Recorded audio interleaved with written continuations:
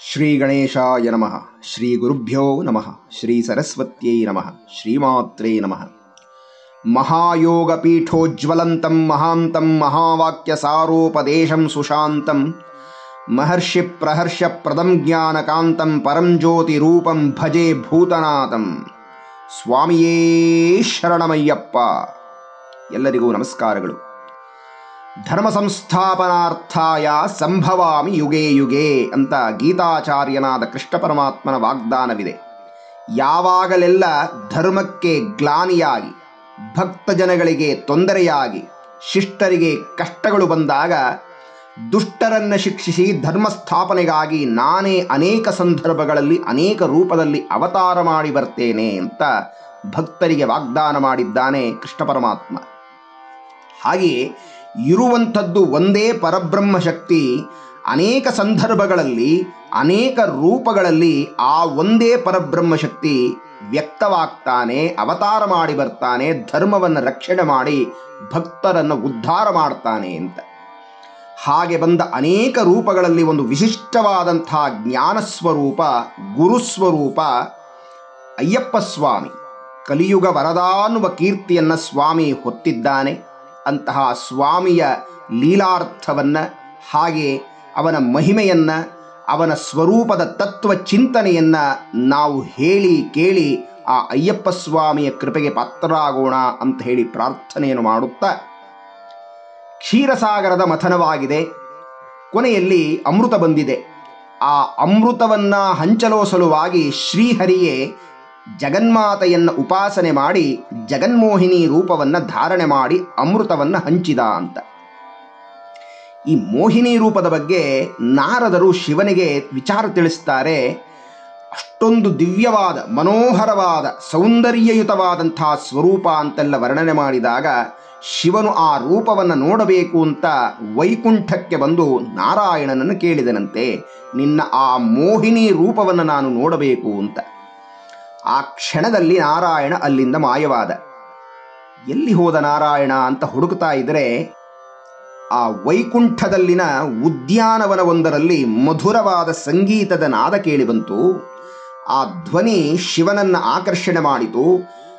ಬಂದು ನೋಡಿದ ಪರಮೇಶ್ವರ, ಹೇಗಿದೆ ಆ ಮೋಹಿನಿ ರೂಪ ಅಂದರೆ ಸರ್ವಾರುಣಾನವದ್ಯಾಂಗಿ ಸರ್ವಾಭರಣಭೂಷಿತ ಅಂತ ಅಮ್ಮನವರನ್ನು ವರ್ಣನೆ ಮಾಡಿದಂತೆ ಅರುಣಾಂ ಕರುಣಾತರಂಗಿತಾಕ್ಷೀಂ, ಹಾಗೆ ಸೌಂದರ್ಯ ಸಾರ ಸರ್ವಸ್ವಾಂ ಅಂತ ಹೇಳುವಂತೆ ಬಹಳ ಸುಂದರವಾಗಿ ವರ್ಣನೆಗೆ ಸಿಗದ ಅತ್ಯಂತ ಅತೀತ ರೂಪವಾದಂಥ ಲಾವಣ್ಯವತಿಯಾಗಿ ಮೋಹಿನಿ ರೂಪವನ್ನು ನೋಡಿದಂಥ ಶಿವ ಆ ಮೋಹಿನಿಯಲ್ಲಿ ಚಿತ್ತವಿಟ್ಟನಂತೆ. ಈ ಸಂದರ್ಭವನ್ನು ಸೌಂದರ್ಯ ಲಹರಿಯಲ್ಲಿ ಶ್ರೀ ಶ್ರೀ ಶಂಕರ ಭಗವತ್ಪಾದರು ತುಂಬ ಸುಂದರವಾಗಿ ವರ್ಣನೆ ಮಾಡಿದ್ದಾರೆ. ಹರಿಸ್ತ್ವಾಮಾರಾಧ್ಯ ಪ್ರಣತ ಸೌಭಾಗ್ಯ ಜನನೀ ಪುರಾನಾರಿ ಭೂತ್ವಾ ಪುರರಿಪುಮಪಿ ಕ್ಷೋಭಮನಯತ್. ಮಾ ಲಲಿತಾ ಮಹಾತ್ರಿಪುರ ಸುಂದರಿ, ನಾರಾಯಣನೂ ಸಹ ನಿನ್ನನ್ನು ಆರಾಧನೆ ಮಾಡಿ, ನಿನ್ನ ಸೌಂದರ್ಯವನ್ನು ಉಪಾಸನೆ ಮಾಡಿ, ನಿನ್ನ ರೂಪವನ್ನೇ ಹೋಲುವಂಥ ಸ್ವರೂಪವನ್ನು ತಾನು ಧಾರಣೆ ಮಾಡಿದ. ಆ ರೂಪವನ್ನು ನೋಡಿದಂತಹ ತ್ರಿಪುರಾರಿ, ಮನ್ಮಥನನ್ನೇ ಸುಟ್ಟಂತಹ ಆ ಕಾಮ ದಹನ ಮಾಡಿದ ಶಂಕರನೂ ಸಹ ನಿನ್ನ ರೂಪವನ್ನು ನೋಡಿ ಕ್ಷೋಭೆಗೆ ಒಳಗಾದನಲ್ಲಮ್ಮ ಅಂತ ವರ್ಣನೆ ಮಾಡ್ತಾರೆ. ಇಲ್ಲಿ ನಾವು ತಿಳಿಯಬೇಕಾದ್ದೇನಪ್ಪ ಅಂದರೆ, ಶಿವನೂ ಕ್ಷೋಭೆಗೆ ಒಳಗಾಗಿ ಬಿಟ್ಟನಲ್ಲ ಅಂತ ತಿಳಿಯುವುದು ಅರ್ಥ ಅಲ್ಲ. ಶಿವನನ್ನು ಕ್ಷೋಭೆಗೊಳಿಸುವಂತಹ ಶಕ್ತಿ ಸೃಷ್ಟಿಯಲ್ಲಿ ಜಗನ್ಮಾತೆಗೆ ಬಿಟ್ಟರೆ ಇನ್ಯಾರಿಗೂ ಇಲ್ಲ ಅಂತ. ಮತ್ತೆ ನಾರಾಯಣ ಮೋಹಗೊಳಿಸಿದನಲ್ಲ ಅಂತಂದರೆ ಇಲ್ಲಿ ತಿಳಿಯಬೇಕಾದ್ದೇನಪ್ಪ ಅಂದರೆ, ತತ್ವತಃ ಜಗನ್ಮಾತೆಯಾದಂತಹ ನಾರಾಯಣನಿಗೂ ಯಾವುದೇ ವ್ಯತ್ಯಾಸವಿಲ್ಲ ಅಂತ. ಏಕೆಂದರೆ ಇವರಿಬ್ಬರು ಅಣ್ಣ ತಂಗಿಯರು ಅಂತ, ಸಹೋದರ ಸಹೋದರಿಯರು. ಪದ್ಮನಾಭ ಸಹೋದರಿ ಅಂತ ಅಮ್ಮನನ್ನ ಕರೀತಾರೆ.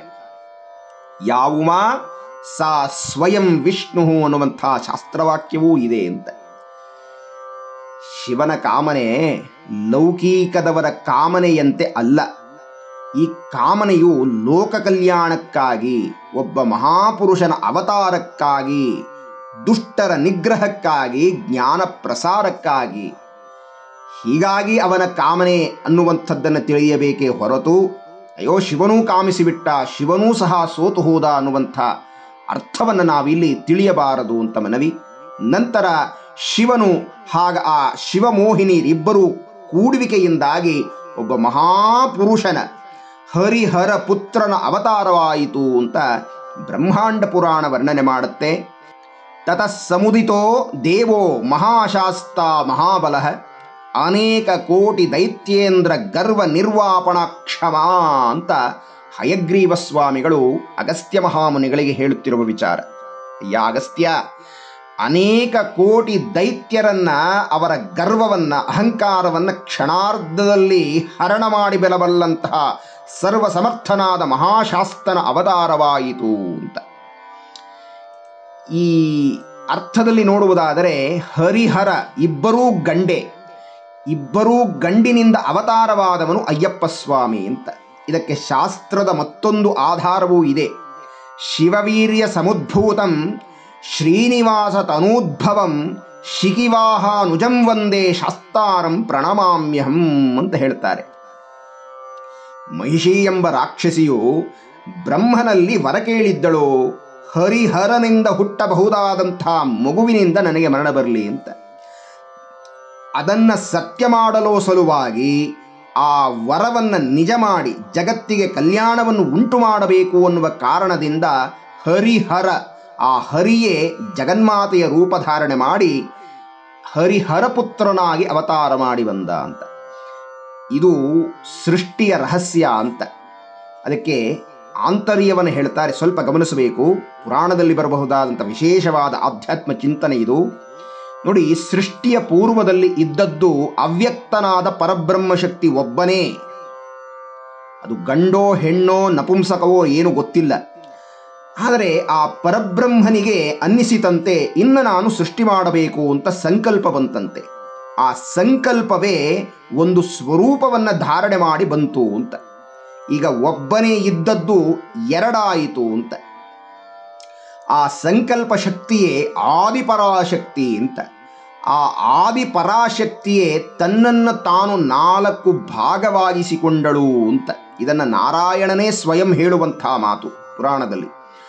ಆದ್ಯಾ ಶಕ್ತಿರ್ ಮಹೇಶಸ್ಯ ಚತುರ್ಥ ಭಿನ್ನ ವಿಗ್ರಹ ಅಂತ. ಆದಿಯಲ್ಲಿದ್ದ ಆ ಪರಬ್ರಹ್ಮನ ಶಕ್ತಿ, ಆದಿಶಕ್ತಿ 4 ಭಾಗವಾಗಿಸಿಕೊಂಡಳು ತನ್ನನ್ನು. ಅದರಲ್ಲಿ ಮೊದಲನೆಯ ರೂಪ ಕೋಪೇಚ ಕಾಲಿಕಾರೂಪ, ದುರ್ಗಾರೂಪೇಚ ಸಂಗರೆ, ಭೋಗೆ ಭವಾನಿ ರೂಪಾಚ ಪುಂರೂಪಾಚ ಮದಾತ್ಮಿಕಾ ಅಂತ.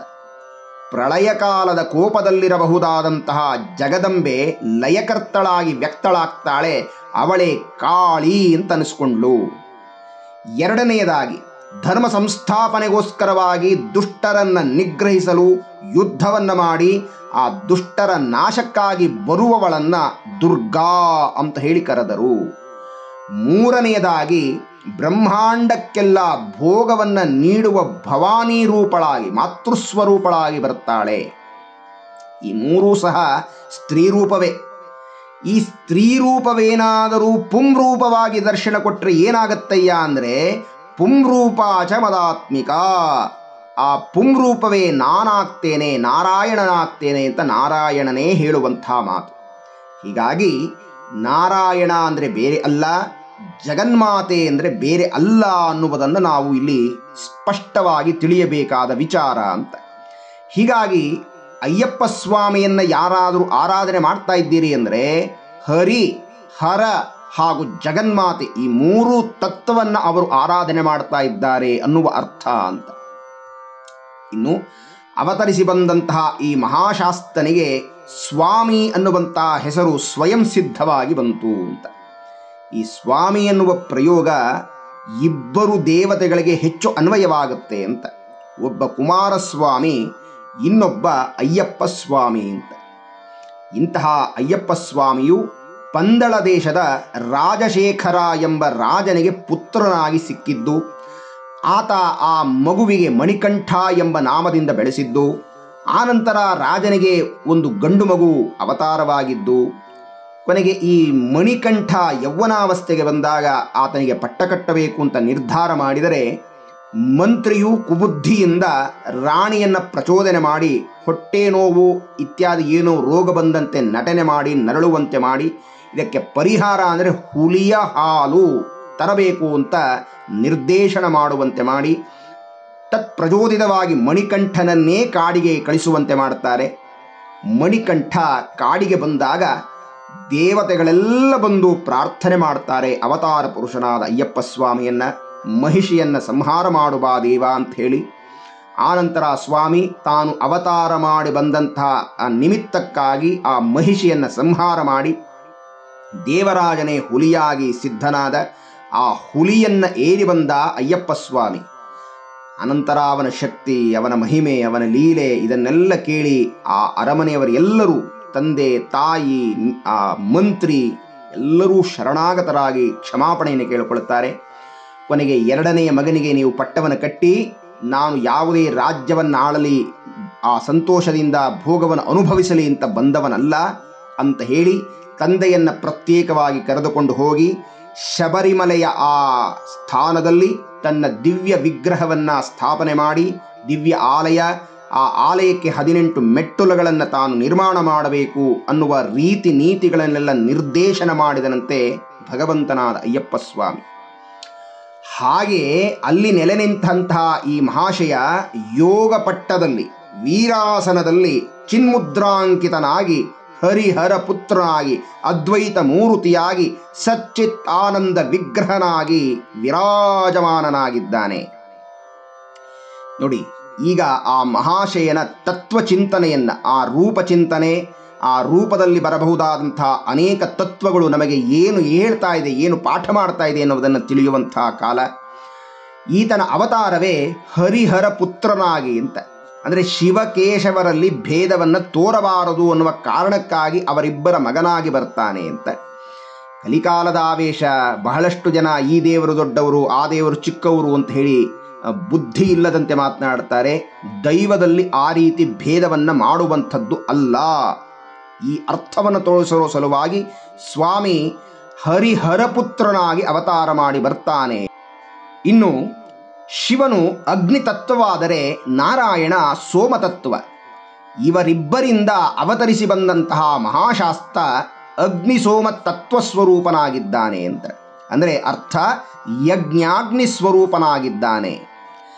ಯಜ್ಞದ ಅಗ್ನಿ ಪ್ರಜ್ವಲಿಸಬೇಕು ಅಂದರೆ ತುಪ್ಪ ಹಾಕಬೇಕು, ಸೋಮವನ್ನು ಹಾಕಬೇಕು, ಹವಿಸ್ಸಾಗಿ ಕೊಡಬೇಕು. ಆ ಸೋಮವೇ ನಾರಾಯಣನ ತತ್ವ, ಅಗ್ನಿಯೇ ಶಿವನ ತತ್ವ. ಹೀಗಾಗಿ ತುಪ್ಪ ನಾರಾಯಣ, ಅಗ್ನಿ ಶಿವ ಎರಡೂ ಸೇರಿದರೆ ಅಗ್ನಿ ಪ್ರಜ್ವಲಿಸುವಂಥದ್ದು ಅಂತ. ಹೀಗಾಗಿ ಶಿವಕೇಶವರ ಸಂಯುಕ್ತ ಸ್ಥಿತಿಯಾಗಿ ಯಜ್ಞಾಗ್ನಿ ಸ್ವರೂಪನಾಗಿ ವ್ಯಕ್ತನಾದವನು ಈ ಮಹಾಶಾಸ್ತನಾದಂಥ ಗುರುಸ್ವರೂಪ ಅಯ್ಯಪ್ಪ ಸ್ವಾಮಿ ಅಂತ. ಇನ್ನು ಆಗಲಿಂದಲೂ ಶಾಸ್ತ ಅನ್ನುವಂಥ ಶಬ್ದವನ್ನು ನಾವು ಪ್ರಯೋಗ ಮಾಡ್ತಾ ಇರುವಂಥದ್ದು ಕೇಳ್ತಾ ಇರಬಹುದು. ಏನು ಈ ಶಾಸ್ತ ಅಂತಂದರೆ ಅನ್ನುವ ಅರ್ಥವನ್ನು ತಿಳಿಯಬೇಕಾದರೆ, ಶಾಸ್ತ ಅಂದರೆ ಶಾಸನ ಮಾಡುವವನು ಗುರುಸ್ವರೂಪ ಅಂತ. ಜೀವನದ ಪರಮಾರ್ಥವನ್ನು ತಿಳಿಸುವವನೇ ಗುರು ಅಂತ. ಯಾವಾತನು ಗುರುವಿನ ಸಂಪರ್ಕಕ್ಕೆ ಬರ್ತಾನೋ ಅವನಿಗೆ ಗುರುವು ನೀನು ಅದೇ ಆಗಿದ್ದೀಯೇ ಅನ್ನುವಂತಹ ವಿಶೇಷವಾದ ಜ್ಞಾನವನ್ನು, ಆತ್ಮತತ್ವವನ್ನು ಬೋಧನೆ ಮಾಡ್ತಾನೆ ಅಂತ. ಅಂದರೆ ನೀನು ವಾಸ್ತವವಾಗಿ ಪರಬ್ರಹ್ಮನ ಸ್ವರೂಪವೇ ಆಗಿದ್ದೀಯಪ್ಪ, ಆದರೆ ನಿನ್ನ ಅಜ್ಞಾನದ ಮಾಲಿನ್ಯದಿಂದಾಗಿ ನೀನು ಶರೀರ ಅನ್ನುವುದನ್ನು ನೀನು ತಿಳ್ಕೊಂಡಿದ್ದೀಯಾ ಅನ್ನುವ ಅರ್ಥವನ್ನು ತೋರಿಸುವಂಥದ್ದೇ ಅದ್ವೈತದ ಮಹಾವಾಕ್ಯ ತತ್ ತ್ವಂ ಅಸಿ ಅನ್ನುವಂಥದ್ದು. ಆ ಮಹಾತ್ಮನ ದೇಗುಲದ ಹೊರಗಡೆ ಒಂದು ದೊಡ್ಡ ಫಲಕವನ್ನು ಹಾಕಿರ್ತಾರೆ. ಅಲ್ಲಿ ಈ ಮಹಾವಾಕ್ಯವನ್ನು ಬರೆದಿರ್ತಾರೆ, ತತ್ವಮಸಿ ಅಂತ. ಏನದು ತತ್ವಮಸಿ ಎಂದ್ರ ಅರ್ಥ? ಅದ್ವೈತ ಸಿದ್ಧಾಂತದಲ್ಲಿ 4 ಪ್ರಧಾನವಾದ ಮಹಾವಾಕ್ಯ ಅಂತ ಹೇಳ್ತಾರೆ. ಅಹಂ ಬ್ರಹ್ಮಾಸ್ಮಿ, ಪ್ರಜ್ಞಾನಂ ಬ್ರಹ್ಮ, ಅಯಮಾತ್ಮ ಬ್ರಹ್ಮ, ತತ್ವಮಸಿ ಅಂತ. ಹಾಗಾಗಿ ಈ ಅದ್ವೈತ ಮೂರ್ತಿಯಾದ ಪರಮಾತ್ಮನಾದ ಅಯ್ಯಪ್ಪನ ಸನ್ನಿಧಾನದಲ್ಲಿ ತತ್ವಮಸಿ ಅಂತ ಹಾಕಿದ್ದಾರಲ್ಲ, ಅದರ ಅರ್ಥವನ್ನು ನಾವು ಅಗತ್ಯವಾಗಿ ತಿಳಿಯಬೇಕಾಗಿದೆ ಅಂತ. ಈ ತತ್ವಮಸಿ ಎನ್ನುವುದರಲ್ಲಿ 3 ಶಬ್ದಗಳಿದ್ದಾವೆ. ತತ್, ತ್ವಂ, ಅಸಿ ಅಂತ. ತತ್ ಅಂದರೆ ಅದು. ಅದು ಅಂದರೆ ಯಾವುದು?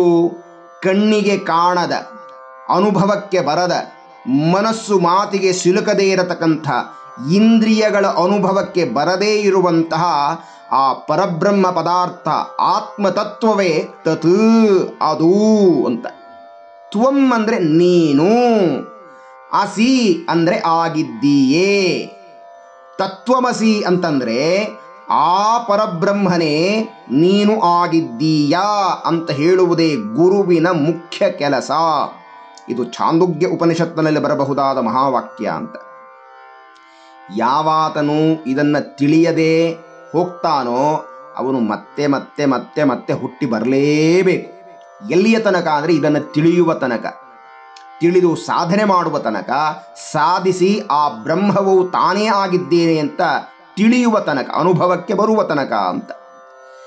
ಯಾವ ಸಾಧಕ ಶರೀರ ನಾನಲ್ಲ, ಸಪ್ತಧಾತುಗಳ ಸಮೂಹ ನಾನಲ್ಲ, ಇಂದ್ರಿಯ ಸಮೂಹ ನಾನಲ್ಲ, ಮನೋ ಬುದ್ಧಿ ಅಹಂಕಾರ ಚಿತ್ತ ನಾನಲ್ಲ, ಸ್ಥೂಲ ಶರೀರ, ಸೂಕ್ಷ್ಮ ಶರೀರ, ಕಾರಣ ಶರೀರ ನಾನು ಅಲ್ಲ, ಹಾಗಾದರೆ ನಾನು ಯಾರು ಅಂತ ಪ್ರಶ್ನೆ ಮಾಡಿದರೆ ಶಿವೋಹಂ, ಈ ಎಲ್ಲವನ್ನು ನಡೆಸುವಂಥ ಆತ್ಮ ಚೈತನ್ಯ ಸ್ವರೂಪನೇ ನಾನು ಅಂತ ಹೇಳುವಂಥದ್ದೇ ತತ್ವಮಸಿ ಎನ್ನುವಂಥ ಆ ಮಹಾವಾಕ್ಯದ ಅರ್ಥವಾಗಿದೆ. ಗುರುಸ್ವರೂಪನಾದ ಅಯ್ಯಪ್ಪ ಬರಬಹುದಾದ ಭಕ್ತರಿಗೆ ಹೇಳುತ್ತಿರುವ ಅರ್ಥ ಏನಪ್ಪ ಅಂದರೆ, ನೀನು ಶರೀರ ಭ್ರಾಂತಿಯನ್ನು ಬಿಡು, ನೀನೇ ಶರೀರ, ಇದು ನಾನೇ ಅನ್ನುವಂಥ ಭ್ರಾಂತಿಯನ್ನು ಬಿಟ್ಟು ನೀನು ಪರಬ್ರಹ್ಮ ಸ್ವರೂಪ ಅನ್ನುವುದನ್ನು ಮನನ ಮಾಡು ಅಂತ ಹೇಳುವುದೇ ಆ ವಿಶೇಷವಾದ ಮಹಾವಾಕ್ಯದ ಚಿಂತನೆಯಾಗಿದೆ ಅಂತ. ನಮಗೆಲ್ಲ ಒಂದು ಭ್ರಾಂತಿ ಇದೆ. ಏನಪ್ಪ ಅಂದರೆ, ಶರೀರ ಅಂದರೆ ನಾನು. ಈ ಶರೀರಕ್ಕೆ ಒಂದು ಹೆಸರಿದೆ, ಅಂದರೆ ನಾಮ ರೂಪ ಅಂತ. ನಮಗೆ ಜನ್ಮತಃ ಅಂಟಿಕೊಂಡು ಬಂದಿರುವ ಅಜ್ಞಾನದ ಫಲವೇ ಈ ನಾಮರೂಪಗಳು ಅಂತ. ಆ ಧರ್ಮಶಾಸ್ತ್ರನಾದಂಥ ಸದ್ಗುರು ಅಯ್ಯಪ್ಪನ ಬಲಗೈಯನ್ನು ತಾವು ಗಮನಿಸಿ ಚಿನ್ಮುದ್ರೆಯನ್ನು ಧಾರಣೆ ಮಾಡಿದ್ದಾನೆ. ಚಿನ್ಮುದ್ರೆಯ ಅರ್ಥ ಬಹಳ ವಿಶೇಷವಾಗಿದೆ, ಬಹಳ ಅರ್ಥಗರ್ಭಿತವಾಗಿದೆ. ಅದರಲ್ಲಿ ಎರಡನ್ನ ಸದ್ಯಕ್ಕೆ ಅರ್ಥ ಮಾಡಿಕೊಳ್ಳುವ ಪ್ರಯತ್ನ ಮಾಡೋಣ. ನಮಗೆ 5 ಬೆರಳುಗಳಿದ್ದಾವೆ. ಕಿರುಬೆರಳು, ಉಂಗುರದ ಬೆರಳು, ಮಧ್ಯದ ಬೆರಳು, ತೋರು ಬೆರಳು, ಹೆಬ್ಬೆರಳು ಅಂತ. ನೋಡಿ, ಕಿರುಬೆರಳು, ಉಂಗುರದ ಬೆರಳು, ಮಧ್ಯದ ಬೆರಳು, ಈ 3ಕ್ಕೆ ಸತ್, ಚಿತ್, ಆನಂದ ಅಂತ ಹೆಸರನ್ನು ಕೊಟ್ಟಿದ್ದಾರೆ. ಸತ್ ಅಂದರೆ ಯಾವಾಗಲೂ ಇರುವಂತಹ ಬ್ರಹ್ಮ ಪದಾರ್ಥ. ಅದು ಹೇಗದಯ್ಯ ಇದೆ ಅಂದರೆ, ಚಿತ್ ಅಂದರೆ ಪ್ರಕಾಶಮಾನವಾಗಿದೆ. ಅದು ಏನಯ್ಯ ಕೊಡುತ್ತೇನೆಂದರೆ ಆನಂದ, ಸಚ್ಚಿತ್ತಾನಂದ, ಸಚ್ಚಿದಾನಂದವನ್ನು ಕೊಡುವಂಥದ್ದು ಭಗವತ್ ತತ್ವ. ಇದನ್ನೇ ಮತ್ತೊಂದು ಅರ್ಥದಲ್ಲಿ ಹೇಳ್ತಾರೆ ಅಸ್ತಿ ಭಾತಿ ಪ್ರಿಯಂ ಅಂತ. ಅಂದರೆ ಇರುವುದು ಒಂದೇ, ಅದು ಪ್ರಕಾಶಮಾನವಾಗಿದೆ, ಅದು ಎಲ್ಲರಿಗೂ ಪ್ರಿಯವಾಗಿದೆ ಅನ್ನುವಂಥದ್ದೇ ಅದರ ಅರ್ಥ ಅಂತ. ಇನ್ನು ತೋರು ಬೆರಳು, ನಾಮ ಅಂದರೆ ನೀನು, ನಾನು ಅಂತ ಹೇಳುವಂಥ ಬೆರಳು ತೋರು ಬೆರಳು, 4ನೆಯದು ಅಂತ. ಇನ್ನು ಹೆಬ್ಬೆರಳು ರೂಪದ ಸಂಕೇತ, ಶರೀರದ ಸಂಕೇತ, ಆಕಾರದ ಸಂಕೇತ ಅಂತ. ಪ್ರಪಂಚದ ಯಾವುದೇ ವ್ಯಕ್ತಿಗೆ ಅಥವಾ ವಸ್ತುವಿಗೆ ಒಂದು ನಾಮ ಅಂತ ಇರುತ್ತೆ, ಮತ್ತೊಂದು ರೂಪ ಅಂತ ಇರುತ್ತೆ. ಇದು ಯಾವತ್ತಿದ್ದರೂ ಅಳಿಸಿ ಹೋಗಬೇಕು, ಇದು ಶಾಶ್ವತವಾದದ್ದಲ್ಲ, ಯಾವತ್ತಾದರೂ ನಾಶವಾಗಲೇಬೇಕು. ಆದರೆ ನಾಶವಾಗದಂತಹ ಅವಿನಾಶಿಯಾದಂಥ ಒಂದೇ ಒಂದು ತತ್ವ ಅಂತ ಜಗತ್ತಿನಲ್ಲಿದ್ದರೆ ಅದು ಆತ್ಮವೇ, ಚೈತನ್ಯವೇ, ಅದು ಪರಬ್ರಹ್ಮವೇ ಅಂತ. ಆದರೆ ಈ ನಾಮರೂಪಗಳಲ್ಲಿ ನಾಶವಾಗದ ಅವಿನಾಶಿಯಾದ ಆತ್ಮತತ್ವವೇ ಇದೆ ಎನ್ನುವುದನ್ನು ನಾವು ಮರೆತು ಹೋಗ್ತೇವೆ. ಹೀಗಾಗಿ ಚಿನ್ಮುದ್ರೆಯ ಮೊದಲ ಅರ್ಥ ಏನಪ್ಪ ಅಂದರೆ, ಶರೀರ ಅಂದರೆ ಆಕಾರ, ಇದು ನಾನಲ್ಲ. ಈ ಶರೀರಕ್ಕೆ ಇಟ್ಟಿರುವಂಥ ಹೆಸರು ಅದೂ ನಾನಲ್ಲ.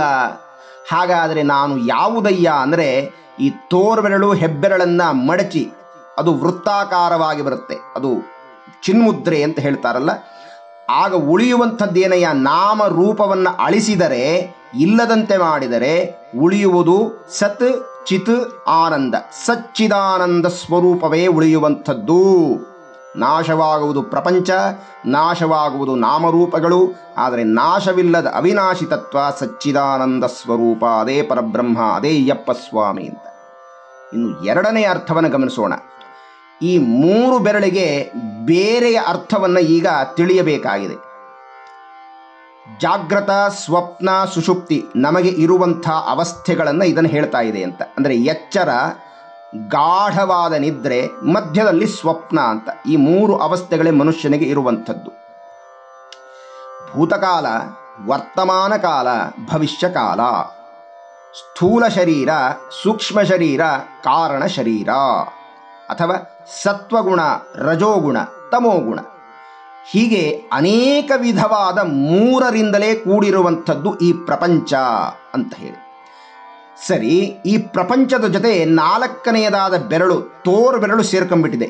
ಯಾವಾಗಲೂ ಪ್ರಪಂಚದೊಂದಿಗೇ ಅನುಬಂಧವನ್ನು ಹೊಂದಿದೆ ಈ ತೋರು ಬೆರಳು. ಅಂದರೆ ನಾನು ಅನ್ನುವ ಜೀವಾತ್ಮ ಪ್ರಪಂಚಕ್ಕೆ ಲಗತ್ತಾಗಿದೆ ಅಂತ. ಇನ್ನು 5ನೆಯದು ಹೆಬ್ಬೆರಳು. ಇದು ಸಹಜವಾಗಿ 4 ಬೆರಳುಗಳಿಂದ ದೂರ ಇರುತ್ತೆ. ಯಾವಾತನಿಗೆ ಸಂಸ್ಕಾರ ಬಲದಿಂದ, ಗುರು ಅನುಗ್ರಹದಿಂದ ಈ ಪ್ರಪಂಚ ಮಿಥ್ಯೆ, ಪರಮಾತ್ಮನೊಬ್ಬನೇ ಸತ್ಯ, ಜೀವಾತ್ಮನೊಬ್ಬನೇ ಸತ್ಯ ಅಂತ ಸತ್ಯವನ್ನು ದರ್ಶನ ಮಾಡಲಿಕ್ಕಾಗಿ ಪ್ರಪಂಚ ಅನ್ನುವ 3 ಬೆರಳುಗಳಿಂದ ದೂರ ಆಗ್ತಾನೋ, ದೂರಾಗಿ ಏನಯ್ಯ ಮಾಡಬೇಕು ಅಂದರೆ ಆ ತೋರು ಬೆರಳನ್ನು, ಅಂದರೆ ಜೀವಾತ್ಮನನ್ನು ಹೆಬ್ಬೆರಳಾದ ಪರಮಾತ್ಮನಿಗೆ ಹತ್ತಿರ ಹತ್ತಿರ ಹತ್ತಿರ ತಗೊಂಡು ಹೋಗಬೇಕು. ಆಗೇನಾಗತ್ತಪ್ಪ ಅಂದರೆ ಪರಿಪೂರ್ಣವಾಗಿ ಬಿಡ್ತಾನೆ. ಸಾಧನೆಯ ಮೂಲಕ ತೋರು ಬೆರಳು ಹೆಬ್ಬೆರಳನ್ನು ಸೇರಿದಾಗ ಅರ್ಥ ಏನಪ್ಪ ಅಂದರೆ ಜೀವಾತ್ಮನು ಪರಮಾತ್ಮನಲ್ಲಿ ವಿಲೀನನಾಗಿ ಬಿಟ್ಟ. ಇಲ್ಲಿ ಜೀವಾತ್ಮ ಪರಮಾತ್ಮ ಅನ್ನುವಂಥದ್ದು ಎರಡಿಲ್ಲ ಅನ್ನುವಂಥ ಸಂಕೇತವನ್ನು ತೋರುವಂಥದ್ದೇ ಈ ಚಿನ್ಮುದ್ರೆಯ ವಿಶೇಷವಾದ ಅರ್ಥ ಅಂತ ಹೇಳಿದ್ದಾರೆ. ಅದಕ್ಕಾಗಿ ಈ ಮುದ್ರೆಯನ್ನು ಧಾರಣೆ ಮಾಡಿ ಆ ಪರಮಾತ್ಮ ಕೂತಿದ್ದಾನೆ. ಅದಕ್ಕೆ ಆತನನ್ನು ಸ್ತೋತ್ರ ಮಾಡ್ತಾರೆ. ಚಿನ್ಮುದ್ರಾಂ ಖೇಚರಿ ಮುದ್ರಾಂ ಭದ್ರಮುದ್ರಾಂ ನಮಾಮ್ಯಹಂ ಅಂತ ಅಯ್ಯಪ್ಪ ಸ್ವಾಮಿಯನ್ನು ಭಕ್ತರು ಪ್ರಾರ್ಥನೆ ಮಾಡ್ತಾರೆ. ಪೂರ್ಣಮದಃ ಪೂರ್ಣಮಿದಂ ಪೂರ್ಣಾತ್ ಪೂರ್ಣಮುದಚ್ಯತೆ ಪೂರ್ಣಸ್ಯ ಪೂರ್ಣಮಾದಾಯ ಪೂರ್ಣಮೇವಾವಶಿಷ್ಯತೆ ಅನ್ನುವಂಥ ಉಪನಿಷತ್ ವಾಕ್ಯವೂ ಸಹ ಇದನ್ನೇ ಹೇಳ್ತಾ ಇದೆ ಅಂತ. ಇನ್ನು ಆ ಸ್ವಾಮಿ ವೀರಾಸನದಲ್ಲಿ ವಿರಾಜಮಾನನಾಗಿ ಸ್ಥಿತನಾಗಿದ್ದಾನೆ, ಯೋಗ ಪಟ್ಟದಲ್ಲಿ ಕೂತಿದ್ದಾನೆ ಅಂತ. ಇದು ಸಾಧಾರಣದವರಿಗೆ ಹೀಗೆ ಕುಳಿತುಕೊಳ್ಳಲು ಸಾಧ್ಯ ಇಲ್ಲ ಅಂತ. ಹೀಗೆ ವೀರಾಸನದಲ್ಲಿ ಯೋಗ ಪಟ್ಟದಲ್ಲಿ ಕುಳಿತಂತಹ ಸ್ವಾಮಿ ಯಾವ ಅರ್ಥವನ್ನು ಆ ಆಸನದಿಂದ ಹೇಳ್ತಾ ಇದ್ದಾನೆ ಅಂತಂದರೆ ನೋಡಿ, ಆ ವೀರಾಸನದಲ್ಲಿ ಆ ಯೋಗ ಪಟ್ಟದಲ್ಲಿ ಕೂತಾಗ ಈ ಬೆನ್ನು ಹುರಿಯ ಕೊನೆಯ ತುದಿ ಭಾಗ, ಕೆಳಭಾಗ ಮೂಲಾಧಾರ ಚಕ್ರ ಇರುತ್ತೆ ಅಲ್ಲಿ ಅಂತ ಯೋಗಜ್ಞರು ಹೇಳ್ತಾರೆ. ಹೀಗಾಗಿ ಅಲ್ಲಿಂದ 6 ಚಕ್ರಗಳು ಕ್ರಮೇಣ ಮೇಲಿರುತ್ತೆ. ಅದರ ಮೇಲೆ ಈ ಶಿರಸ್ಸಿನಲ್ಲಿ ಬ್ರಹ್ಮರಂಧ್ರ, ಅಲ್ಲಿ ಸಹಸ್ರಾರ ಇರುತ್ತೆ ಅಂತ. ಒಂದು ಕುಂಡಲಿನಿ ಶಕ್ತಿ ಮೂಲಾಧಾರದಲ್ಲಿ ಅಧೋಮುಖವಾಗಿ ಯಾವಾಗಲೂ ಇರುತ್ತೆ. ಭೋಗವೇ ಸತ್ಯ, ವಿಶ್ವವೇ ಸತ್ಯ, ಶರೀರವೇ ಸತ್ಯ ಅನ್ನುವಂಥವರಿಗೆ ಆ ಕುಂಡಲಿನಿ ಶಕ್ತಿ ಅಧೋಮುಖವಾಗಿರುತ್ತೆ. ಆದರೆ ಯಾವಾತನಿಗೆ ಪರಮಾತ್ಮನೇ ಸತ್ಯ, ಜೀವನದ ಗುರಿ ಏನೋ ಬೇರೆ ಇದೆ, ಇದನ್ನು ತಿಳಿಯಬೇಕು ರಹಸ್ಯವನ್ನು ಅಂತ ಯಾರು ಸಾಧನೆ ಮಾಡ್ತಾನೋ ಅಂತಹ ಸಾಧಕನಿಗೆ, ಉಪಾಸಕನಿಗೆ, ಭಕ್ತನಿಗೆ ಆ ಕುಂಡಲಿನಿ ಶಕ್ತಿ ಜಾಗೃತವಾಗಿ ಮೂಲಾಧಾರದಿಂದ ಮೇಲೆದ್ದು ಮಣಿಪೂರ, ಅನಾಹತ, ವಿಶುದ್ಧ, ಆಜ್ಞಾ ಎಂಬ ಚಕ್ರಗಳನ್ನು ಭೇದನೆ ಮಾಡುತ್ತಾ ಸಹಸ್ರಾರದಲ್ಲಿ ಆ ಶಿವಶಕ್ತಿಗಳು ಇರುತ್ತಾರೆ ಆ ಬ್ರಹ್ಮರಂಧ್ರದಲ್ಲಿ.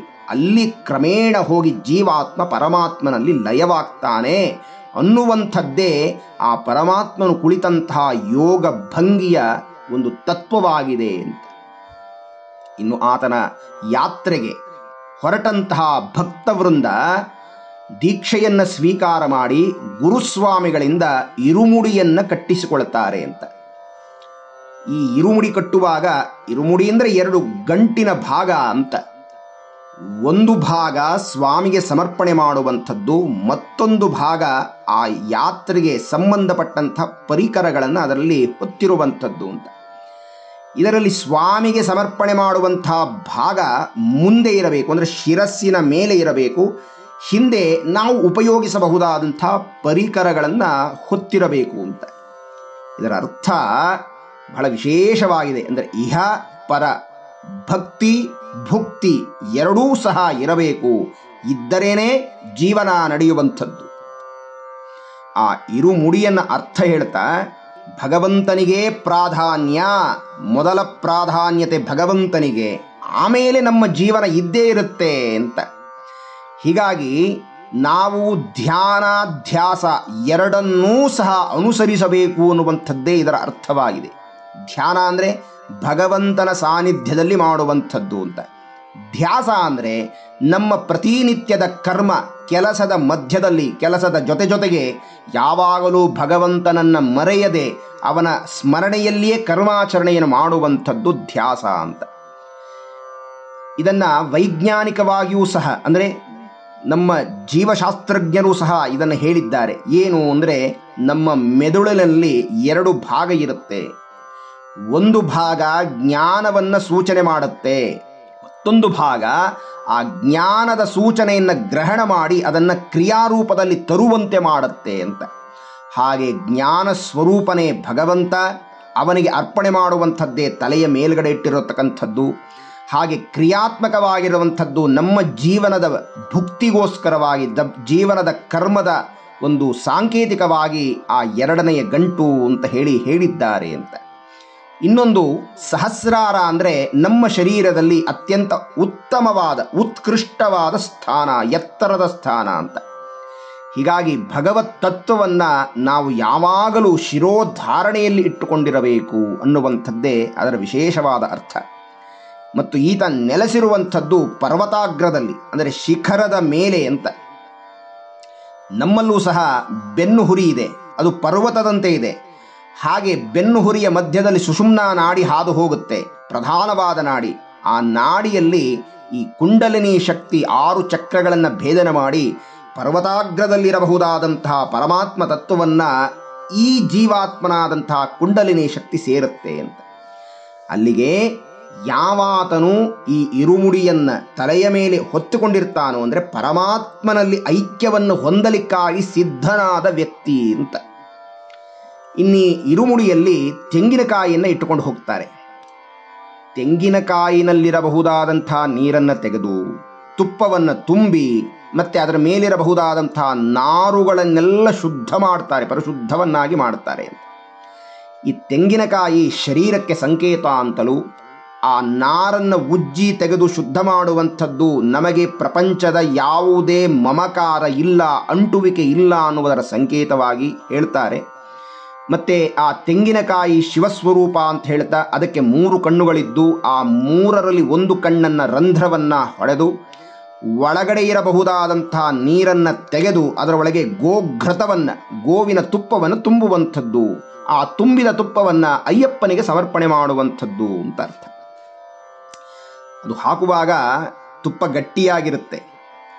ಗಟ್ಟಿ ಅನ್ನುವಂಥದ್ದೇ ಅಹಂಕಾರ, ಕಾಠಿಣ್ಯದ ಸಂಕೇತ ಅಂತ. ಅದು ಕರಗಬೇಕು. ಅಯ್ಯಪ್ಪ ಸ್ವಾಮಿ ಹತ್ತಿರ ಅದನ್ನು ತೆಗೆದುಕೊಂಡು ಹೋದಾಗ ಅದು ಕರಗಿರಬೇಕು, ಗಟ್ಟಿಯಾಗಿರಬಾರದು ಅಂತ. ಹೀಗಾಗಿ ನಮ್ಮ ಸಾಧನೆಯೂ ಸಹ ಅಯ್ಯಪ್ಪನ ದೀಕ್ಷೆಯನ್ನು ತಗೊಂಡ ಮೇಲೆ, ಮಾಲೆಯನ್ನು ಹಾಕಿದ ಮೇಲೆ, ಅದಕ್ಕೆ 41 ದಿವಸ ಅಂತ ಕೆಲವರು ಹೇಳ್ತಾರೆ, 48 ದಿನ ಮಂಡಲ ಕಾಲ ಅಂತ ಹೇಳ್ತಾರೆ. ಅಂತೂ ಅಷ್ಟು ದಿನಗಳ ಕಾಲ ದೀಕ್ಷಾಬದ್ಧರಾಗಿ ಪರಮಾತ್ಮನ ಒಂದು ಚಿಂತನೆಯಲ್ಲಿ ಕಾಲ ಕಳೆದಾಗ ನಮ್ಮ ಅಹಂಕಾರಗಳು, ಮಮಕಾರಗಳು ಶೂನ್ಯವಾಗಬೇಕು. ಕಾಠಿಣ್ಯತೆ ಅನ್ನುವಂಥದ್ದಿರಬಾರದು, ಪರಶುವಾಕ್ಯ ಅನ್ನುವಂಥದ್ದಿರಬಾರದು, ಹಿಂಸೆ ಅನ್ನುವಂಥದ್ದಿರಬಾರದು, ಭೋಗದ ಲಾಲಸ್ಯ ಅನ್ನುವಂಥದ್ದು ಇರಬಾರದು. ಹೀಗಾಗಿ ಇಂದ್ರಿಯಗಳ ಸುಖ ಅನ್ನುವಂಥ ನೀರನ್ನು ಹೊರಗಡೆ ತೆಗೆದು ಪರಮಾತ್ಮನ ಪ್ರತೀಕವಾದ ಗೋವಿನ ತುಪ್ಪವನ್ನು ಅದರಲ್ಲಿ ತುಂಬಿದರೆ ಅದು ಆತ್ಮಸ್ವರೂಪ ಆಗುತ್ತೆ, ನಮ್ಮ ಆತ್ಮವೇ ಪ್ರತಿನಿಧಿಯಾಗಿ ಅಲ್ಲಿ ಇರುತ್ತೆ ಅಂತ. ಆ ಆತ್ಮತತ್ವವಾದಂತಹ ಆ ತುಪ್ಪ ಗಟ್ಟಿಯಾಗಿದ್ದರೆ ಇನ್ನೂ ಅವನು ಕಠಿಣನಾಗಿದ್ದಾನೆ, ಅವನಿಗಿನ್ನೂ ಇಂದ್ರಿಯ ಸುಖಗಳು ಬೇಕು ಅನ್ನುವಂಥ ಲಾಲಸ್ಯ ಇದೆ, ಹೀಗೆ ಪ್ರಾಪಂಚಿಕ ಭೋಗದಲ್ಲಿ ಇನ್ನೂ ಆಸಕ್ತನಾಗಿದ್ದಾನೆ ಅನ್ನುವುದರ ಅರ್ಥವನ್ನು ಹೇಳ್ತಾರೆ. ಯಾರಿಗೆ ಆ ತುಪ್ಪ ಕರಗಿದೆ ಅಂತ ಹೇಳ್ತಾರೋ ಅವರಿಗೆ ಅಹಂಕಾರ ಶೂನ್ಯವಾಗಿದೆ, ಮಮಕಾರ ಇಲ್ಲದಂತಾಗಿದೆ. ಅವನು ಕೇವಲ ಆತ್ಮಸ್ವರೂಪನಾದ ಅಯ್ಯಪ್ಪನಲ್ಲಿ ತಾನು ಲೀನವಾಗಬೇಕು ಅನ್ನುವಂಥ ಸಾಧನೆಯಲ್ಲಿ ಪರಿಪೂರ್ಣವಾದ ಹಂತವನ್ನು ತಲುಪಿದ್ದಾನೆ ಅನ್ನುವಂಥ ಅರ್ಥವನ್ನೇ, ಆ ಉದಾತ್ತವಾದ ಚಿಂತನೆಯನ್ನೇ ಅದನ್ನು ಹೇಳ್ತಾ ಇದ್ದಾರೆ. ಅದಾದ ಮೇಲೆ ತೆಂಗಿನಕಾಯಿಯನ್ನು ಸುಡ್ತಾರೆ ಅಂತ ಹೇಳ್ತಾರೆ. ಹಾಗಾಗಿ ಶರೀರದ ಸಂಕೇತ ಅಂತ ಹೇಳಿದ ಮೇಲೆ ಯಾವತ್ತಾದರೂ ಈ ಶರೀರ ಅನ್ನತಕ್ಕಂಥದ್ದು ಈ ಪಂಚಭೂತಗಳಿಗೆ ಲೀನವಾಗುವಂಥದ್ದು ಅನ್ನುವುದನ್ನು ತಿಳಿಯುವಂಥದ್ದು. ಇನ್ನು ಈ 18 ಮೆಟ್ಟಲುಗಳ ವಿಶೇಷವನ್ನು ಹೇಳ್ತಾರೆ ತಿರುಪಡಿ ಅಂತ. ಯಾರು ದೀಕ್ಷಾಬದ್ಧರಾಗಿ ಹೋಗ್ತಾರೋ ಆ ಭಕ್ತರಿಗೆ ಮಾತ್ರ ಆ 18 ಮೆಟ್ಟಲುಗಳನ್ನು ಏರುವಂಥ ಸೌಭಾಗ್ಯ. ಈ 18 ಮೆಟ್ಟಲುಗಳ ಸಂಕೇತ ಬೇರೆ ಬೇರೆ ರೀತಿಯಲ್ಲಿ ಹೇಳ್ತಾರೆ. ಶಬರಿಮಲೆಯ ಸುತ್ತಮುತ್ತಲಿನ ಪರ್ವತಗಳು 18 ಇದ್ದಾವೆ. ಆ 18 ಪರ್ವತಗಳನ್ನು ಸಂಚಾರ ಮಾಡಿ ಬರುವಂತಹ ಶಕ್ತರು ಮುಂದಿನ ಈ ಕಲಿಯುಗದಲ್ಲಿ ಯಾರೂ ಇರೋದಿಲ್ಲ.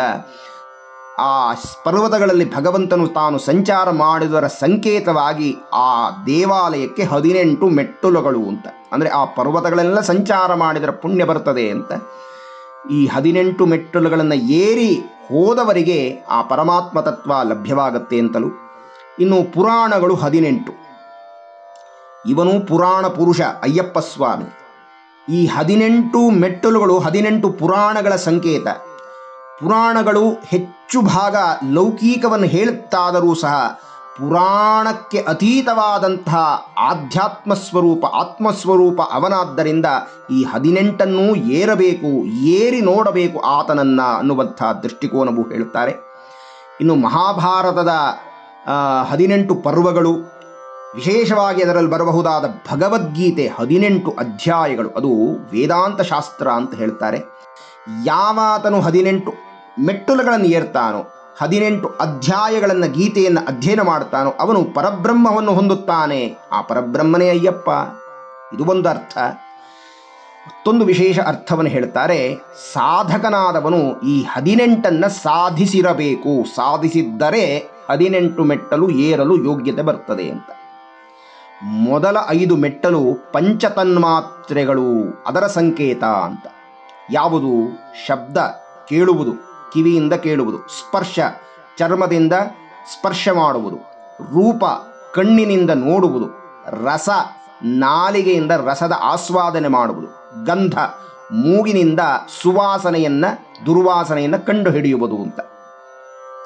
ಅಂದರೆ ನಾವು ಭಗವತ್ ತತ್ವವನ್ನು ತಿಳಿಯಲಿಕ್ಕೆ ಆರಂಭ ಮಾಡಿದ್ದೇವೆ, ಅಯ್ಯಪ್ಪನನ್ನು ಹೊಂದಬೇಕು ಅನ್ನುವಂತಹ ಸಾಧಕನಿಗೆ ಮೊದಲನೆಯದಾಗಿ ಹೇಳುತ್ತಿರುವಂತಹ ನಿಯಮ ಏನಪ್ಪ ಅಂದರೆ ಪಂಚತನ್ಮಾತ್ರೆಗಳನ್ನು, ಅಂದರೆ ಪಂಚೇಂದ್ರಿಯಗಳನ್ನು ನೀನು ನಿಗ್ರಹಿಸಬೇಕು ಅನ್ನುವಂಥದ್ದು ಮೊದಲನೆಯ ಸಾಧನೆ. ಇನ್ನು ಮುಂದೆ ಹೇಳ್ತಾರೆ 8 ಮೆಟ್ಟಲುಗಳು, 8 ವಿಧದ ರಾಗಗಳು. ಈ ರಾಗಗಳನ್ನು ನೀವು ಗೆಲ್ಲಬೇಕಪ್ಪ ಅಂತ. ಅದರಲ್ಲಿ ಕಾಮ, ಕ್ರೋಧ, ಲೋಭ, ಮೋಹ, ಮದ, ಮಾತ್ಸರ್ಯ, ದಂಭ, ಅಸೂಯ ಎಲ್ಲವೂ ದುರ್ಗುಣಗಳೇ. ಭಗವಂತನಿಗೆ ನಾವು ಹತ್ತಿರವಾಗಬೇಕು ಅಂದರೆ ಇಂತಹ ದುರ್ಗುಣಗಳು ಇದ್ದವರು ಭಗವಂತನ ಹತ್ತಿರ ಆಗಲಿಕ್ಕೆ ಸಾಧ್ಯವಿಲ್ಲ. ಈ ಎಲ್ಲ ದುರ್ಗುಣಗಳನ್ನೂ ಜಯಿಸಿರಬೇಕು ಅಂತ. ಹೀಗಾಗಿ ಪಂಚತನ್ಮಾತ್ರೆಗಳು 5, 8 ವಿಧವಾದ ರಾಗಗಳು, ಒಟ್ಟು 13 ಆಯಿತು ಅಂತ. ಅದಾದ ಮೇಲೆ 3 ಗುಣಗಳನ್ನು ಮೀರಿರಬೇಕು ಅಂತ ಹೇಳ್ತಾ ಇದ್ದಾರೆ. ಸತ್ವಗುಣ, ರಜೋಗುಣ, ತಮೋಗುಣ. ಬಹಳ ಕಷ್ಟ. ಈ ವಿಚಾರ ಎಲ್ಲ ಕೇಳದಷ್ಟು ಸುಲಭ ಅಲ್ಲವೇ ಅಲ್ಲ. ನಮ್ಮ ಜೀವನದಲ್ಲಿ ಇದನ್ನು ಜಾರಿ ತರಬೇಕು ಅಂದರೆ ಎಷ್ಟು ಜನ್ಮಗಳ ಸಾಹಸವನ್ನು ಮಾಡಬೇಕೋ, ಸಾಧನೆ ಮಾಡಬೇಕೋ ಗೊತ್ತಿಲ್ಲ. ಅಂತೂ ಅಯ್ಯಪ್ಪನನ್ನು ಪ್ರಾರ್ಥನೆ ಮಾಡೋಣಪ್ಪ, ಇದನ್ನೆಲ್ಲ ನಮಗೆ ಕರುಣಿಸು ನೀನು ಅಂತ. ಹೀಗಾಗಿ 3 ಗುಣಗಳನ್ನು ಮೀರಿರಬೇಕು ಅಂತ ಮುಂದಿನ 3 ಮೆಟ್ಟಲುಗಳನ್ನು ಹೇಳ್ತಾ ಇದೆ ಅಂತ ಹೇಳಿದ್ದಾರೆ. ಇನ್ನು ಕೊನೆಯ 2 ಮೆಟ್ಟಲುಗಳು, ಒಂದು ಅವಿದ್ಯ, ಕೊನೆಯ 18 ಮೆಟ್ಟಲು ವಿದ್ಯಾ ಅಂತ. ಅವಿದ್ಯಾ ಅಂದರೆ ಅರ್ಥ ಏನಪ್ಪ ಅಂದರೆ ನಾನು ಅಲ್ಲದ್ದನ್ನು ನಾನೇ ಅಂತ ತಿಳಿಯುವಂಥದ್ದು. ಅಂದರೆ ಅರ್ಥ ಏನು? ಈಗ ಶರೀರ ನಾನಲ್ಲ. ಯಾಕೆ ಅಂದರೆ ಒಂದು 60 ವರ್ಷದ ಹಿಂದೆ ಈ ಶರೀರ ಇರಲಿಲ್ಲ. ಬಹುಶಃ ಇನ್ನೊಂದು 50-60 ವರ್ಷ ಆದಮೇಲೆ ಈ ಶರೀರ ಇರಲ್ಲ, ಖಂಡಿತ ಇರಲ್ಲ. ಹಾಗಾಗಿ ನಾನಲ್ಲದ ಶರೀರವನ್ನು ನಾನೇ, ಅಶಾಶ್ವತವಾದ ಶರೀರ ನಾನು ಅಂತ ತಿಳಿಯುವುದೇ ಅವಿದ್ಯೆ ಅಂತ. 18ನೆಯ ಮೆಟ್ಟಿಲಿನ ಅರ್ಥವನ್ನು ಹೇಳ್ತಾ ಇದ್ದಾರೆ. ವಿದ್ಯೆ. ವಿದ್ಯೆ ಎಂದರ ಅರ್ಥ ಭಗವಂತನನ್ನು ಸೇರಲು ಮಾಡಬಹುದಾದ, ಅನುಸರಿಸಬಹುದಾದಂತಹ ಶಾಸ್ತ್ರವಾಕ್ಯಗಳು, ಜಪ, ತಪ, ಹೋಮ, ಪೂಜೆ, ಉಪಾಸನೆ ಎಲ್ಲವೂ ವಿದ್ಯೆ. ಇದನ್ನೂ ಬಿಡಬೇಕು ಅಂತ ಹೇಳ್ತಾ ಇದ್ದಾರೆ. ಈ 18ನೇ ಮೆಟ್ಟಲು ಇದನ್ನೂ ಬಿಟ್ಟು ಬಿಡಬೇಕು ಅಂದರೆ ಯಾವುದರ ಸಹಾಯದಿಂದ ನಾವು ಭಗವಂತನನ್ನು ಹೊಂದುತ್ತಿದ್ದೇವೋ ಅದನ್ನೂ ಬಿಟ್ಟು ಭಗವಂತನನ್ನು ಐಕ್ಯವಾಗಬೇಕು ಅಂತ.